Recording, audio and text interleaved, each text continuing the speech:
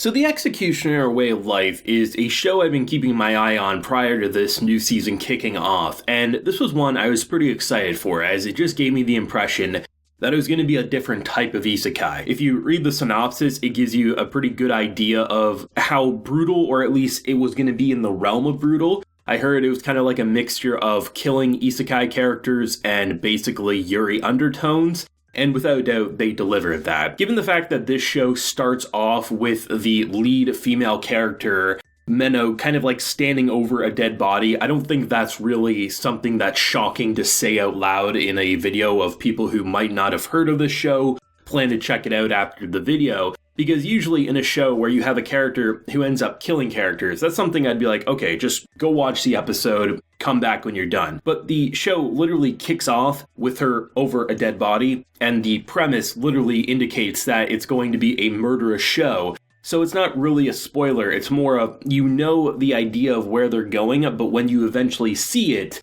it still is shocking and it instantly makes you hooked. The thing that I like about this episode is how, unlike a lot of shows that have maybe a similar idea of like bait and switching the typical cliche tropey isekai formula, you have a very generic male character get summoned and then almost immediately gets tossed on his ass because apparently his power is null, non-existent, not there. And then you have a girl who, prior to this interaction, saw over a dead body. You know eventually she's going to kill him. You know what's going to happen, but I was assuming, like with most shows, it would happen at the end of the episode, which sometimes that works. However, I was very pleasantly surprised when it was the midway point of the episode and she ends up killing him. And then the rest of the episode is getting more into the, like, where it's going to go when it's not brutal and savage, which is Yuri undertones with her one friend Momo, who very much is infatuated with her, who loves her, takes secret pictures, as you also have an incredible fight scene. But I like the fact that rather than trying to bait you along saying, oh, you know, we're going to treat you like you're brand new to this world, right? We've seen isekais, most people have. The fact that this show understands that probably the isekai genre is oversaturated, so let's try to immediately deconstruct that trope and just do our own thing. And the fact that we're basically setting up an interesting world. There's 3 tiers, right? We have the commoners, the poor people, 90% of the population.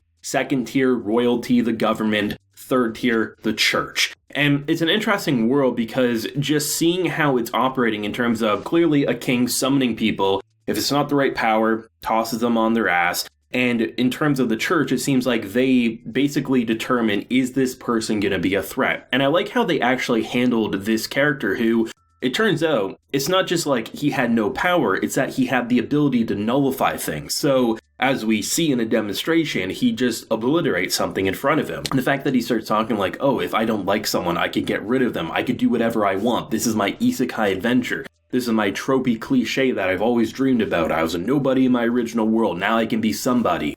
No, let's do this together, we'll be amazing friends, and then she kills him. You can immediately get the idea of, and kind of understand why she would kill someone like that. She immediately feels bad about it because it was just a normal guy who got summoned to a world he didn't ask for, and then in return had to be killed because he had an ability that is deadly and devastating. And I like the fact that it's not just simply a character who's doing it and feels no remorse, but there is that empathy and there is that humanity there, while simultaneously being pretty brutal in the process. And then, honestly, going in very anime fashion to kind of chillify it, I guess is how I'd put it, just kind of let everyone breathe a bit with that Yuri undertone, and then immediately the bonk to the head to say, go to horny jail. But I like the fact that when it came to the fight scene in this, which I guess there was a couple, but the main one at the end, the abilities of magic and spells, sorcery, magecraft, whatever you want to call it, I like the fact that they don't overly explain what's happening, but visually you get an idea of the difference with this world when it comes to a lot of shows out there.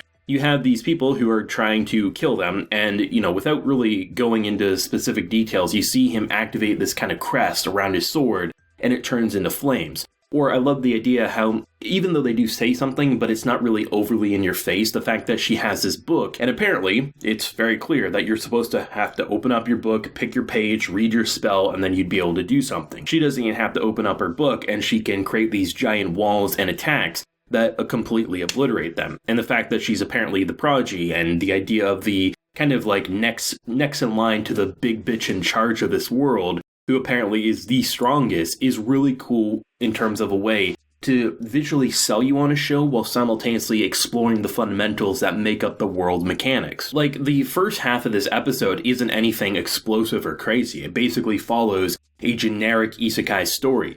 But you knew it was going to be brutal, and that's why I like the initial, because if you hadn't read the synopsis or you hadn't heard anything about this show, the first scene in this show basically says there's going to be killing. So when you see that same character over and interacting with someone who got thrown on his ass, you just assume that even if she's not going to be the one to kill him, someone's going to kill him. There's no way in a show like this you could have that generic character unless they break apart his personality and completely change it around. And given the fact that I don't think he's in the poster image, it just kind of all lended to it to be his death.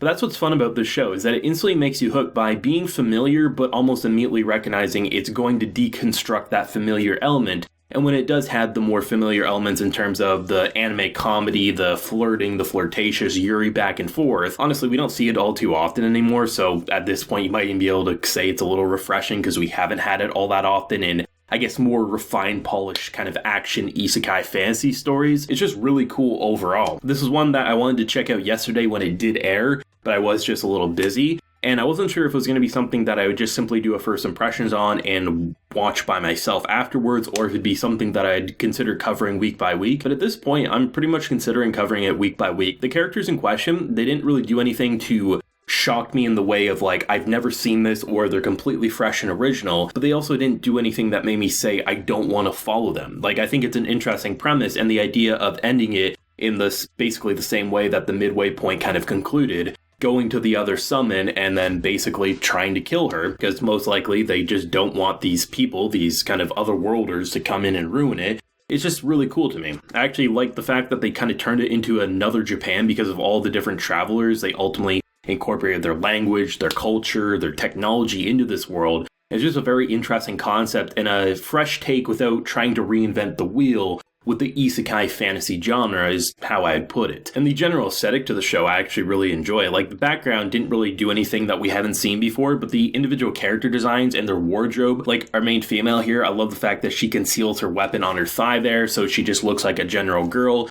Easy to manipulate. The kind of summoners who think, oh, I now have a cute female next to me who's going to do my every bidding. I'm now the hero of this world. And then without even recognizing it, can pull a sword from nowhere and just stab him in the head, right? It's just cool to see how the individual personalities, right, from the character wardrobes to the magic and things like that, it just lends itself to complement everything that we've seen. And that's why it's kind of like the best representation of being like familiar elements, not trying to reinvent the wheel, but just doing it in enough of a way that makes you say, I can pick apart all these different areas and say, oh, this reminds me of this.